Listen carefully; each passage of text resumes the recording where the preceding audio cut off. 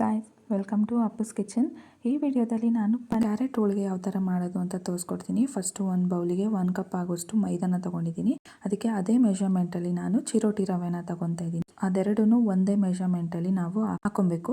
ಅದಕ್ಕೆ ಸ್ವಲ್ಪ ಉಪ್ಪು ಹಾಕ್ಕೊಂಡಿದ್ದೀನಿ, ಸ್ವಲ್ಪ ನೀರು ಹಾಕಿ ಅದನ್ನು ನೀಟಾಗಿ ಮಿಕ್ಸ್ ಮಾಡ್ಕೊತಾ ಇದ್ದೀನಿ. ಇದನ್ನು ನಾವು ಚಪಾತಿ ಹಿಟ್ಟಿನ ಅದಕ್ಕೆ ಕಲಿಸ್ಕೊಬೇಕು.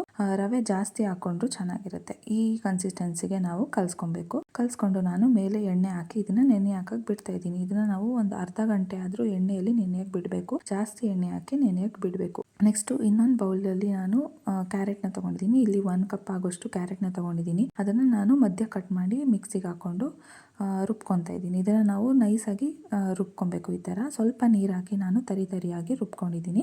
ಜಾಸ್ತಿ ಫೈನ್ ಪೇಸ್ಟ್ ಮಾಡ್ಕೊಂಬಿಟ್ಟು ತರಿಯಾಗಿ ರುಬ್ಕೊಳ್ಳಿ. ಯಾಕಂದರೆ ನಾವು ಅದನ್ನು ಹೂರಣ ಒಳಗಡೆ ಹಾಕಿ ಮಾಡುವಾಗ ಕ್ಯಾರೆಟು ಮಧ್ಯ ಸಿಗಬಾರ್ದು, ಆ ಥರ ನಾವು ರುಬ್ಕೊಬೇಕು. ಸೊ ಇನ್ನೊಂದು ಕಡೆ ಪ್ಯಾನಿಗೆ ನಾನು ಸ್ವಲ್ಪ ಎಣ್ಣೆನ ಹಾಕಿ ಅದಕ್ಕೆ ನಾನು ಚಿರೋಟಿ ರವೆನ ಹಾಕ್ಕೊತಾ ಇದ್ದೀನಿ. ಚಿರೋಟಿ ರವೆ ಏನಕ್ಕೆ ಅಂದರೆ ನಮಗೆ ಹೂರಣ ಕನ್ಸಿಸ್ಟೆನ್ಸಿ ಬರೋದಕ್ಕೋಸ್ಕರ ನಾನು ಚಿರೋಟಿ ರವೆನ ತೊಗೊಂಡಿದ್ದೀನಿ. ನಾನು 3 ರಿಂದ 4 ಸ್ಪೂನ್ ಅಷ್ಟು ಚಿರೋಟಿ ರವೆನ ತೊಗೊಂಡು ಗೋಲ್ಡನ್ ಬ್ರೌನ್ ಆಗೋವರೆಗೂ ಇದನ್ನು ನಾವು ಹುರ್ಕೊಬೇಕು.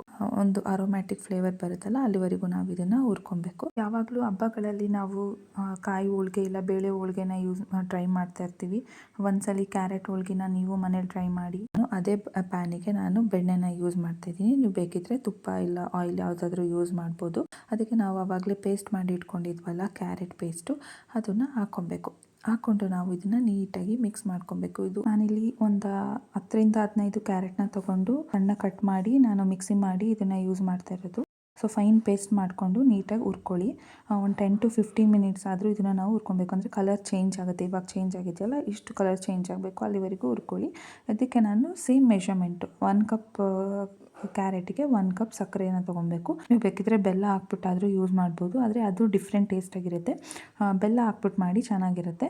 ಸೊ ಅದಕ್ಕೆ ನಾನು ಆವಾಗಲೇ ಹುರಿದಿಟ್ಕೊಂಡಿದ್ವಲ್ಲ ಚಿರೋಟಿ ರವೆ ಹಾಕೋದ್ರಿಂದನೇ ನಮಗೆ ಹೂರಣ ಗಟ್ಟಿ ಬರೋದು, ಇಲ್ಲಾಂದರೆ ಗಟ್ಟಿ ಬರಲ್ಲ. ಸೊ ಅದನ್ನು ಮಿಸ್ ಮಾಡೋಕ್ಕೆ ಹೋಗಬೇಡಿ. ಸೊ ಅದ್ರ ಮೇಲ್ಗಡೆ ನಾನು ಸ್ವಲ್ಪ ಏಲಕ್ಕಿ ಪುಡಿನ ಹಾಕ್ಕೊತಾ ಇದ್ದೀನಿ. ಏಲಕ್ಕಿ ಪುಡಿನ ಹಾಕ್ಕೊಂಡು ನಾವು ಇದನ್ನು ನೀಟಾಗಿ ಮಿಕ್ಸ್ ಮಾಡ್ಕೊಬೇಕು. ನೀರಿನ ಕಂಟೆಂಟ್ ಏನಾದರೂ ಇದ್ದರೆ ಆ ರವೆ ನಮಗೆ ಹೀರ್ಕೊಳ್ಳುತ್ತೆ. ಆವಾಗ ನಮಗೆ ಉಂಡೆ ಕರೆಕ್ಟಾಗಿ ಬರುತ್ತೆ. ಚಿರೋಟಿ ರವೆ ಹಾಕಿಲ್ಲ ಅಂದರೆ ನಮಗೆ ಉಂಡೆ ಕರೆಕ್ಟಾಗಿ ಬರಲ್ಲ. ಇವಾಗ ನೋಡಿ ನಾನು ತೋರಿಸ್ತಾ ಇದ್ದೀನಿ ಚಿರೋಟಿ ರವೆ ಹಾಕಿರೋದ್ರಿಂದ ಯಾವ ಥರ ಹೂರಣ ಬರ್ತಾ ಇದೆ ಅಂತ. ಸೊ ನಾವು ಕ್ಯಾರೆಟ್ ಹಾಕಿ ಮಾಡಿದ್ದೀವಿ ಅಂತಲೇ ಗೊತ್ತಾಗಲ್ಲ, ಅಷ್ಟು ಚೆನ್ನಾಗಿರುತ್ತೆ. ರವೆ ಹಾಕಿದ್ರೇ ನಮ್ಗೆ ಈ ಥರ ಪರ್ಫೆಕ್ಟಾಗಿ ಉಂಡೆ ಬರೋದು. ಮೆಷರ್ಮೆಂಟಲ್ಲಿ ನೀವು ಮನೇಲಿ ಟ್ರೈ ಮಾಡಿ ಬರುತ್ತೆ. ಹೇಗಿತ್ತು ಅಂತ ನನಗೆ ಕಮೆಂಟ್ ಸೆಕ್ಷನಲ್ಲಿ ತಿಳಿಸಿ. ಸೊ ನಾನಿಲ್ಲಿ ಮೈದಾ ಮತ್ತು ಚಿರೋಟಿ ರವೆನ ನಾವು ಮಿಕ್ಸ್ ಮಾಡಿ ಇಟ್ಟಿದ್ನಲ್ಲ ಹೂರಣ, ಅದು ಇವಾಗ ನೋಡಿ 1 hour ಆದಮೇಲೆ ಈ ಥರ ಆಗಿದೆ.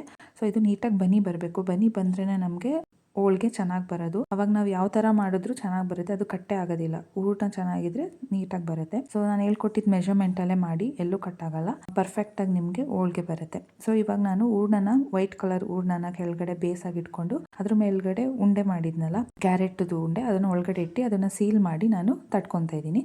ಬಾಳೆ ಎಲೆಯಲ್ಲಿ ನಾನು ತಟ್ಕೊತಾ ಇದ್ದೀನಿ. ಅದು ಸ್ವಲ್ಪ ಎಣ್ಣೆ ಹಾಕಿ ಅದ್ರ ಮೇಲ್ಗಡೆ ನಾನು ತಟ್ಕೊತಾ ಇದ್ದೀನಿ. ಇದನ್ನು ನೀವು ಹೇಗಾದರೂ ತಟ್ಕೊಬೋದು. ಅದನ್ನು ನೀಟಾಗಿ ಸೀಲ್ ಮಾಡ್ಕೊಬೇಕು. ಸೀಲ್ ಮಾಡ್ಕೊಂಡ್ರೆ ಎಲ್ಲೂ ಹೂರಣ ಆಚೆ ಬರೋದಿಲ್ಲ. ಸೊ ಇದಕ್ಕೆ ನಾವು ಹೋಳಿಗೆ ಎಲ್ಲ ಮಾಡುವಾಗ ನಮಗೆ ಜಾಸ್ತಿ ಆಯಿಲ್ ಆಗುತ್ತೆ. ಈಗ ಸ್ವಲ್ಪ ಆಯಿಲ್ ಮಾಡಿಕೊಂಡು ನೀಟಾಗಿ ತಟ್ಕೊಳ್ಳಿ.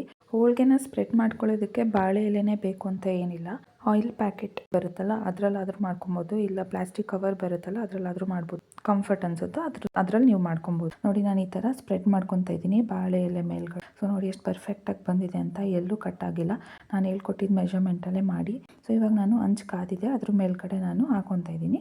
2 ಸೈಡನ್ನು ನಾನು ನೀಟಾಗಿ ಗೋಲ್ಡನ್ ಬ್ರೌನ್ ಆಗೋವರೆಗೂ ನೀಟಾಗಿ ಬೇಯಿಸ್ಕೊತಾ ಇದ್ದೀನಿ. ಅದ್ರ ಮೇಲ್ಗಡೆ ನಾವು ಬೇಕಿದ್ರೆ ಆಯಿಲ್ ಇಲ್ಲ ಬಟರ್ ಏನಾದರೂ ಸ್ಪ್ರೆಡ್ ಮಾಡ್ಕೊಂಡು ಬೇಯಿಸ್ಕೊಬೋದು, ಚೆನ್ನಾಗಿರುತ್ತೆ. ಸೊ ನೋಡಿದ್ರಲ್ಲ ಹೇಗಿತ್ತು ಅಂತ. ಫುಲ್ ಡಿಫ್ರೆಂಟಾಗಿ ನಾನು ಟ್ರೈ ಮಾಡಿದ್ದೀನಿ. ಕ್ಯಾರೆಟ್ ಹೋಳಿಗೆ ಹೇಗಿತ್ತು ಅಂತ ನನಗೆ ಕಮೆಂಟಲ್ಲಿ ತಿಳಿಸಿ. ಈ ರೆಸಿಪಿ ನಿಮ್ಗೆ ಇಷ್ಟ ಆಗಿದ್ರೆ ನೀವು ನೆಕ್ಸ್ಟ್ ಬರೋ ಹಬ್ಬದಲ್ಲಿ ಈ ರೆಸಿಪಿನ ಟ್ರೈ ಮಾಡಿ ಹೇಗಿತ್ತು ಅಂತ ನನಗೆ ತಿಳಿಸಿ. ನೆಕ್ಸ್ಟ್ ವಿಡಿಯೋದಲ್ಲಿ ಸಿಗ್ತೀನಿ. ಅಂಟಿಲ್ ದೆನ್ ಬಾಯ್.